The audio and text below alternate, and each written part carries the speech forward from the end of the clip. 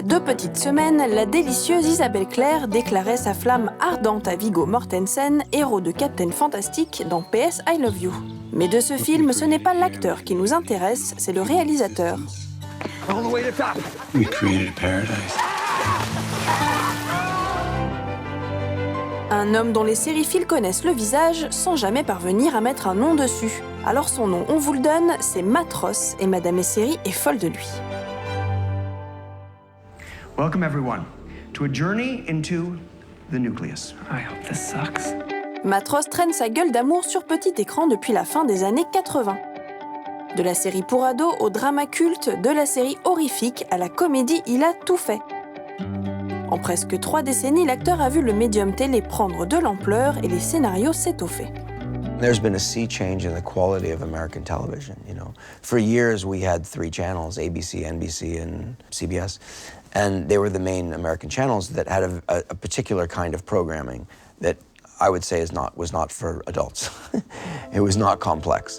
And since probably David Chase's The Sopranos in the United States started with HBO, a wave of television that are making complex narratives. The real question is, do you have a narrative that lasts 72 hours that's worth that? And you know, I just watched a show called The Night Of, and it's a mini-series, you know, and maybe they'll continue that form.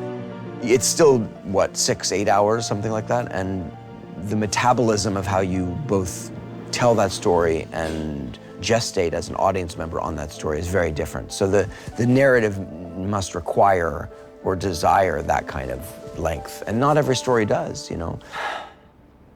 Times sure have changed. Or have they?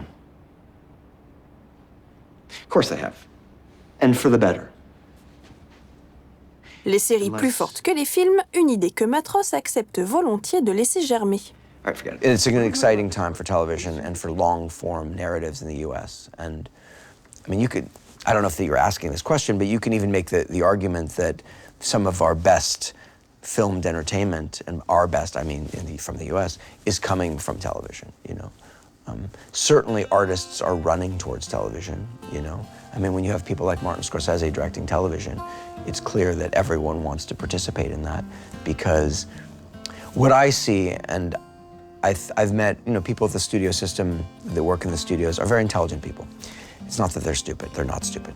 But it seems to me that they've become increasingly narrow in what they will produce and what they will make. And they're making cinema to fill perhaps the theaters in China and Russia, and it's a certain kind of cinema that they're making, and they're reducing what they make, whereas I feel like the television networks are expanding what they'll make. So it's very exciting. It really is in some ways the promise of 70s indie American cinema. Réalisateur et auteur dans l'âme, Matt Ross a appris à séparer ses activités de son métier d'acteur. En plateau pour Ryan Murphy ou Martin Scorsese, il est un observateur discret en apprentissage permanent. Hey, you want the good news or the bad news? Bad news, always. All right. Frankly, the job of being an actor is difficult enough. It's very difficult to direct yourself and also to act in something and direct it. As an actor on television, I'm in the service of the director, and so sometimes I watch what they do and think, oh, that's a way of doing it. I might do it differently, but rarely. I don't do that. Even as an actor, when I've been invited to act in films, I'm rarely, if ever, observing the director and thinking, oh, I would do this or I would do that. My job is hard enough. Sometimes I go to set on days that I'm not invited, I'm not working, just to observe, because I'm curious how they do things, but I never really have time or the desire to do that if I'm working that day. When I'm working with someone like Martin Scorsese, obviously I'm curious. It's less specific than reading the script and thinking, oh, I would stage it this way, now let's see how he stages it. It's not that, it's more kind of observing him, how he behaves with everyone, and but it doesn't even happen on a conscious level for me, because it just doesn't. I'm not looking to steal things. I think that happens organically, you know. De son poste d'observation, Matt Ross a vite compris qu'il ne pourrait réaliser que les films qu'il a écrits lui-même. ceux dans lesquels il a laissé quelque chose de lui, de son éducation et de sa vision du monde. Quant à réaliser un épisode de série, c'est un exercice dont il se sent très loin. You'll see. They will write articles about me one day. I've worked as an actor on many television shows, and I think what's asked of the director in television is very different than what's asked of the director in films. Because of how you make a TV show, you need to film 10 pages a day, you maybe shoot an entire hour episode in 8 days. It's very different. You also didn't write it, so you're orchestrating a template that's already been set. Television is a writer's medium. It's not a director's medium, at least in the United States. You are they call them showrunners in English. You write the pilot, and then you're the showrunner, and you may not even direct it. Someone else may come to direct it, but they're working for you.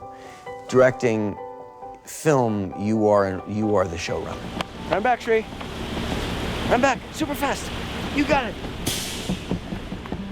So if you direct the pilot, you're making all the decisions visually with the writers about how it's going to look, and then someone else comes and they just replicate that. You can't reinvent it every time because there has to be a seamless and cohesive whole, right? But when you're making a film, you are doing that. So it becomes the authorship of the world, I think, is much more complex and much more in depth. So I've been offered, but it's so far, because I don't write it, it's of less interest to me. And maybe I'll do it at some point. I'd certainly like to do a pilot where I get to make the decisions about the template of the world and how it looks, but thank you.